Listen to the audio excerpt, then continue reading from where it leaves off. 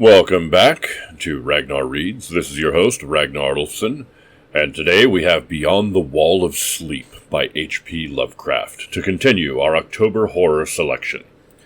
If you enjoy, please make sure to like and subscribe. Without further ado, we shall begin. I have frequently wondered if the majority of mankind ever paused to reflect upon the occasionally titanic significance of dreams, and of the obscure world to which they belong.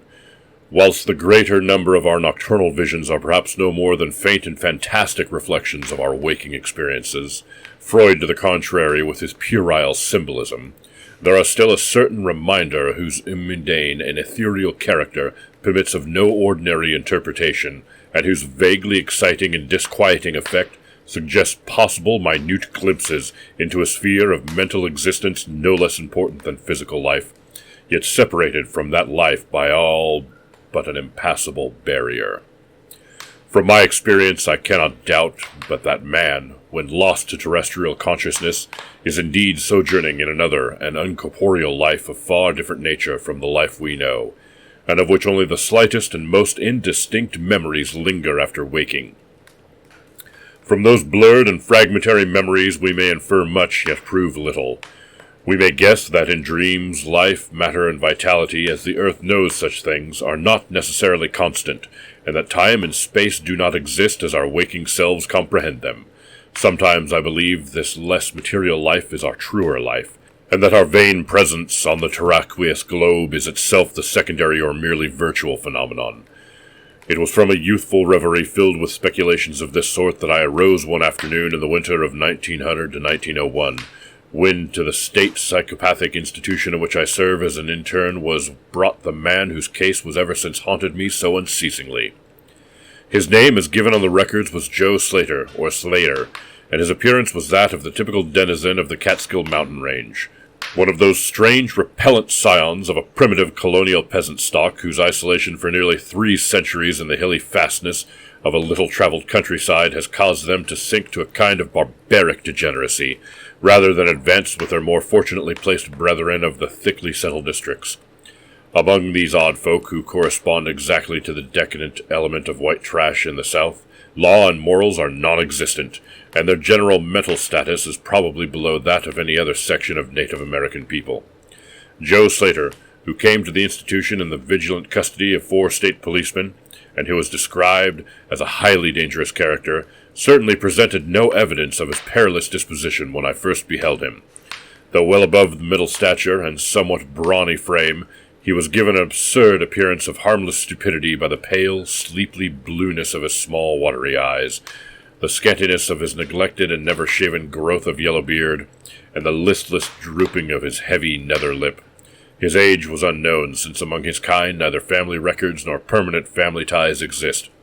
But from the baldness on his head in front, and from the decayed condition of his teeth, the head surgeon wrote him down as a man of about 40. From the medical and court documents we learned all that we could be gathered of his case. This man, a vagabond, hunter, and trapper, had always been strange in the eyes of his primitive associates. He had habitually slept at night beyond the ordinary time, and upon waking would often talk of unknown things in a manner so bizarre as to inspire fear even in the hearts of an unimaginative populace. Not that his form of language was at all unusual, for he never spoke save in the debased patois of his environment, but the tone and tenor of his utterances were of such mysterious wildness that none might listen without apprehension. He himself was generally as terrified and baffled as his auditors, and within an hour after awakening would forget all that he had said, or at least all that had caused him to say what he did, relapsing into a bovine, half-amiable normality like that of the other hill-dwellers. As Slater grew older, it appeared, his maternal aberrations had greatly increased in frequency and violence, till about a month before his arrival at the institution had occurred the shocking tragedy which caused his arrest by the authorities. One day, near noon, after a profound sleep begun in a whiskey debauch at about 5 the previous afternoon, the man had roused himself most suddenly, with undulations so horrible and unearthly that they brought several neighbors to his cabin, a filthy sty where he dwelt with a family as indescribable as himself. Rushing out into the snow, he had flung his arms aloft and commenced a series of leaps directly upward in the air, the while shouting his determination to reach some big cabin with brightness in the roof and walls and floor, and the long, queer music far away. As two men of moderate size sought to restrain him, he had struggled with maniacal force and fury, screaming of his desire and need to find and kill a certain thing that shines and shakes and laughs.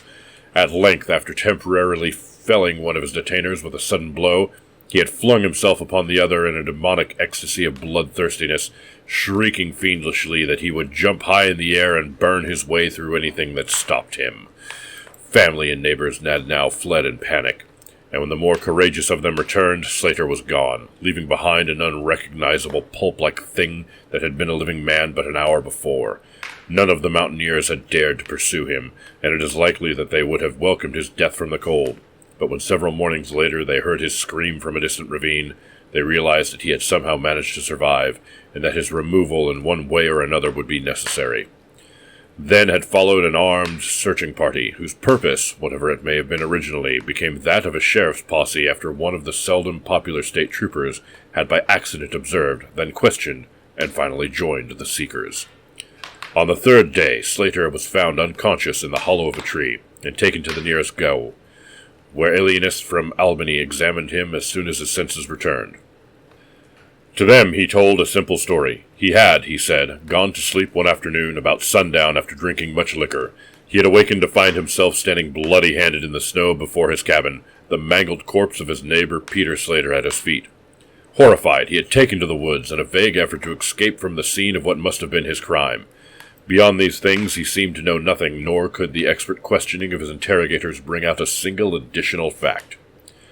That night Slater slept quietly, and the next morning he wakened with no singular feature save a certain alteration of expression. Dr. Barnard, who had been watching the patient, though he noticed in the pale blue eyes a certain gleam of peculiar quality, and in the flaccid lips an all but imperceptible tightening, as if of intelligent determination. But when questioned, Slater relapsed into the habitual vacancy of the mountaineer, and only reiterated what he had said on the preceding day. On the third morning occurred the first of the man's mental attacks. After some show of uneasiness in his sleep, he burst forth into a frenzy so powerful that the combined efforts of 4 men were needed to bind him in a straitjacket. The alienists listened with keen attention to his words, since their curiosity had been aroused to a high pitch by the suggestive yet most conflicting and incoherent stories of his family and neighbors. Slater raved for upward of 15 minutes, babbling in his backwards dialect of great edifices of light, oceans of space, strange music, and shadowy mountains and valleys. But most of all did he dwell upon some mysterious blazing entity that shook and laughed and mocked him. This vast, vague personality seemed to have done him a terrible wrong, and to kill it in triumphant revenge was his paramount desire. In order to reach it, he said, he would soar through the abyss of emptiness, burning every obstacle that stood in his way. Thus ran his discourse, until with the greatest suddenness he ceased. The fire of madness died from his eyes, and in a dull wonder he looked at his questioners and asked why he was bound. Dr. Barnard unlocked the leather harness and did not restore it till night, when he succeeded in persuading Slater to don it of his own volition, for his own good. The man had now admitted that he sometimes talked queerly, though he knew not why. Within a week 2 more attacks appeared, but from them the doctors learned little. On the source of Slater's visions they had speculated at length, since he could neither read nor write, and had apparently never heard legend or fairy tale. His gorgeous imagery was quite inexplicable. That it could not come from any known myth or romance was made especially clear by the fact that the unfortunate lunatic expressed himself in only his own very simple manner. He raved of things he did not understand and could not interpret, things of which he claimed to have experienced, but which he could not have learned through any normal or connected narration. The alienists soon agreed that abnormal dreams were the foundation of the trouble, dreams whose vividness could for a time completely dominate the waking mind of the basically inferior man. With due formality, Slater was tried for murder, acquitted on the grounds of insanity, and committed to the institution where I held so humble a post. I have said that I am a constant speculator concerning dream life, and from this you may judge of the eagerness of which I have applied myself to the study of the new patient as soon as I had fully ascertained the facts of his case. He seemed to sense a certain friendliness in me, born no doubt of the interest I could not conceal, and the gentle manner in which I questioned him. Not that he would ever recognize me during his attacks, when I hung breathlessly upon his chaotic but cosmic word pictures, but he knew me in his quiet hours, when he would sit by his barred window, weaving baskets of straw and willow, and perhaps pining for the mountain freedom he could never enjoy again. His family never called to see him. Probably it had found another temporary head, after the manner of the decadent mountain folk. By degrees, I commenced to feel an overwhelming wonder at the mad and fantastic conceptions of Joe Slater. The man himself was pitiably inferior in mentality and language alike, but his glowing, titanic visions, though described in a barbarous and disjointed jargon, were assuredly things which only a superior or even exceptional brain could conceive. How, I often asked myself, could the stolid imagination of a Catskill degenerate conjure up sights whose very possession argued a lurking spark of genius? How could any backwards dullard have gained so much as an idea of those glittering realms of supernatural radiance and space about which Slater ranted in his furious delirium? More and more I inclined to the belief that in the pitiful personality who cringed before me lay the disordered nucleus of something beyond my comprehension, something infinitely beyond the comprehension of my more experienced but less imaginative medical and scientific colleagues. And yet I could extract nothing definite from the man.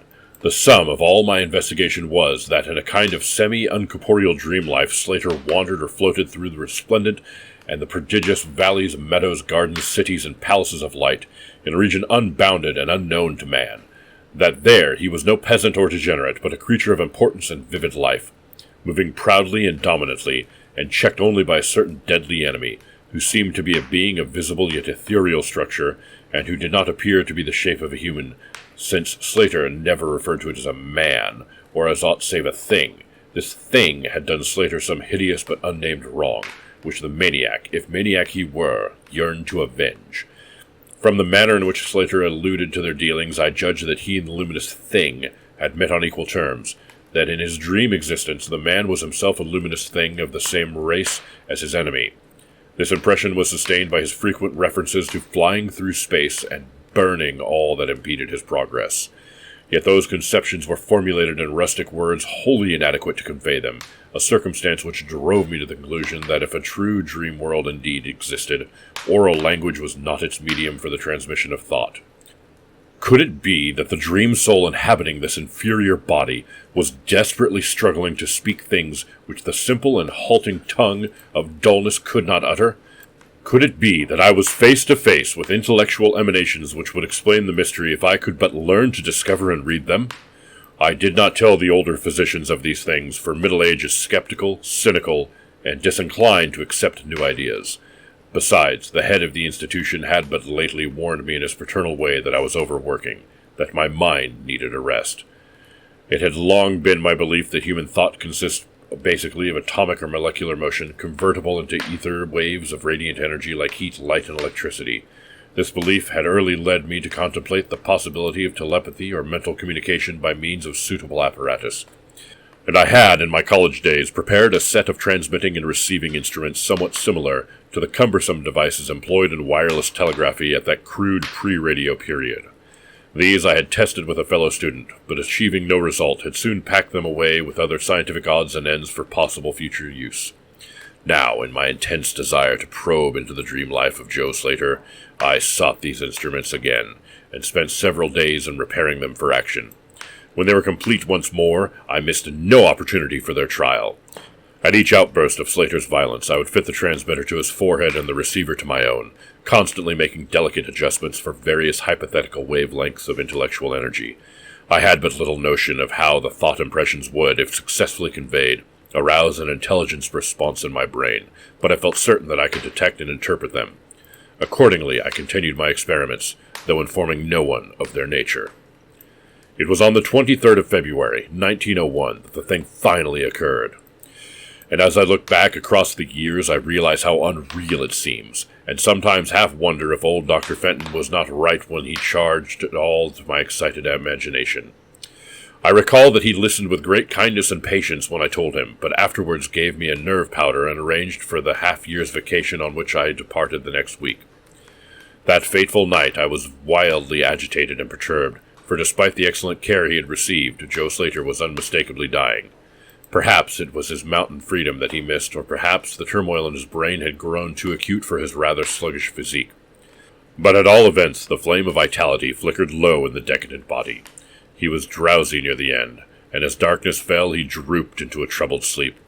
I did not strap on the straitjacket as was customary when he slept, since I saw that he was too feeble to be dangerous, even if he woke in mental disorder once more before passing away. But I did place upon his head and mine the two ends of my cosmic radio, hoping against hope for a first and last message from the dream world in the brief time remaining.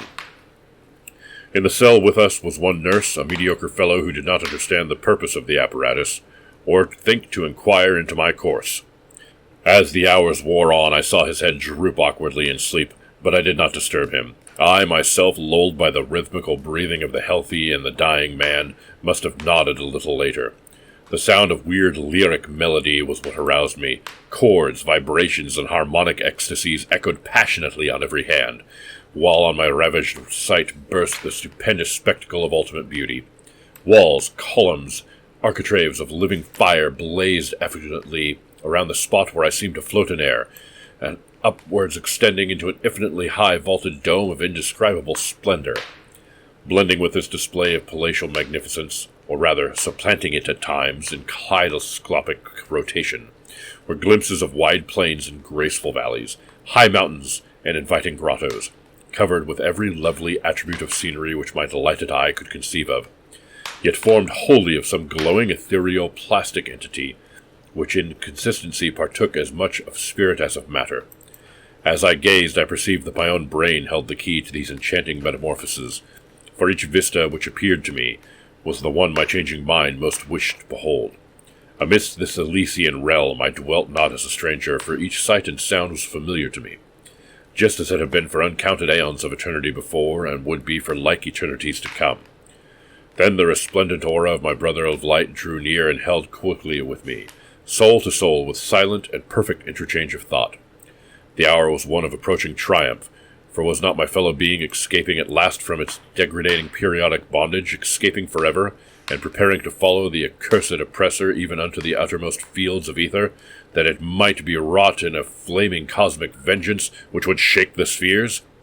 We floated thus for a little time, while I perceived a slight burning and fading of the objects around us, as though some force were recalling me to earth, where I least wished to go. The form near me seemed to feel a change also, for it gradually brought its discourse towards a conclusion, and itself prepared to quit the scene, fading from my sight at a rate somewhat less rapid than that of the other objects.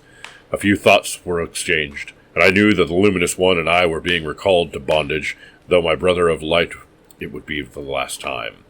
The sorry planet's shell being well nigh spent, in less than an hour my fellow would be free to pursue the oppressor across the Milky Way, and past the hither stars to the very confines of infinity. A well-defined shock separates my final impression of the fading scene of light from my sudden and somewhat shamefaced awakening and straightening up in my chair, as I saw the dying figure on the couch more hesitantly. Joe Slater was indeed awakening, though probably for the last time. As I looked more closely, I saw that in the sallow cheeks shone spots of color which had never been present.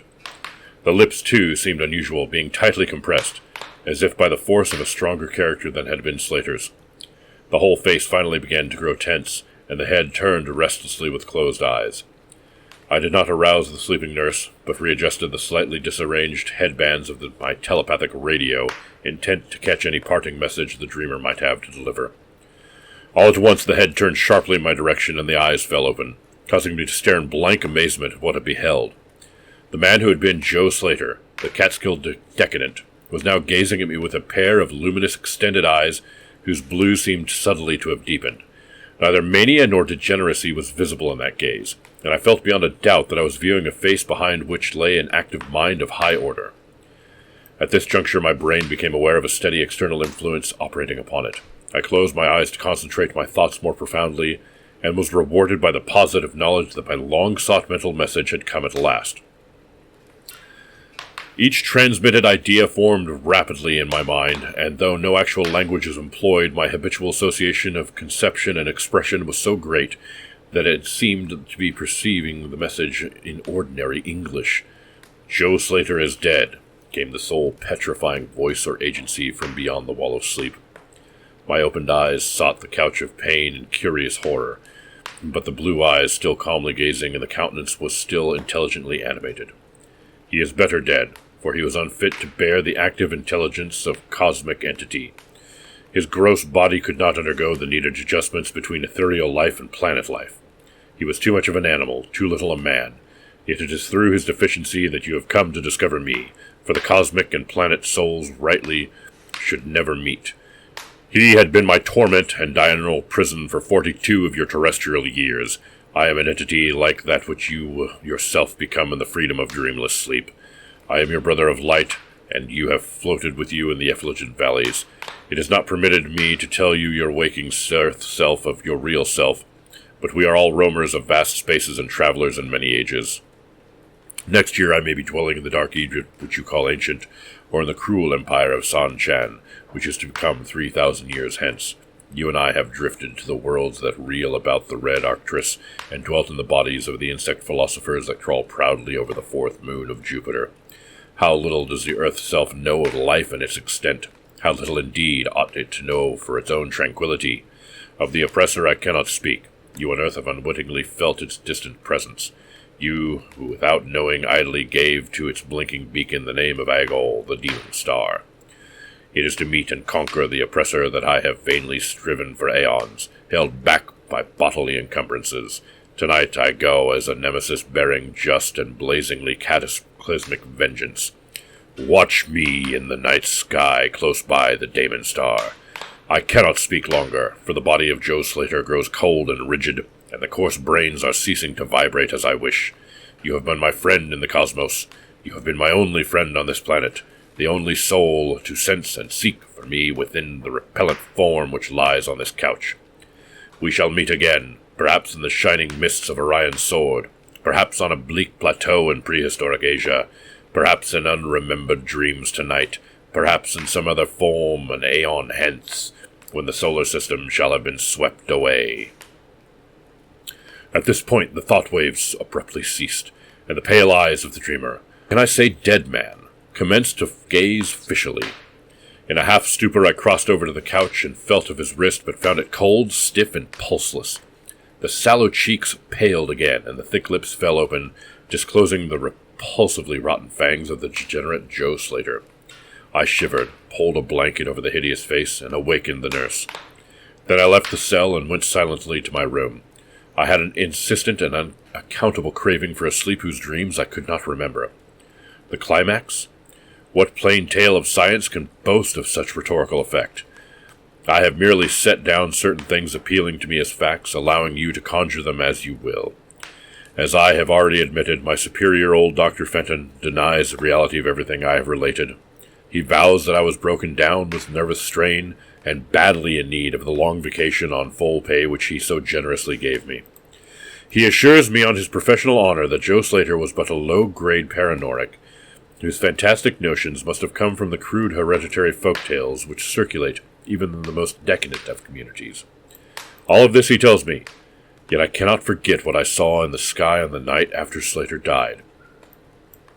Lest you think me a biased witness, another's pen must add this final testimony, which may perhaps supply the climax you expect. I will quote the following account of the star Nova Persei verbatim from the pages of that eminent astronomical authority, Professor Garrett P. Serviss. On February 22nd, 1901, a marvelous new star was discovered by Dr. Anderson of Edinburgh, not very far from Algol. No star had been visible at that point before. Within 24 hours, the stranger had become so bright that it outshone Capella. In a week or two it had visibly faded, and in the course of a few months it was hardly discernible to the naked eye. Thank you so much for listening. I hope you enjoyed this telling. And if you have any suggestions, please make them down below in the comment section. The next video or three that you can expect in this series of spooky, scary October stories will be from Edgar Allan Poe. So I hope you are looking forward to that. Have a wonderful rest of your day. Thank you so much.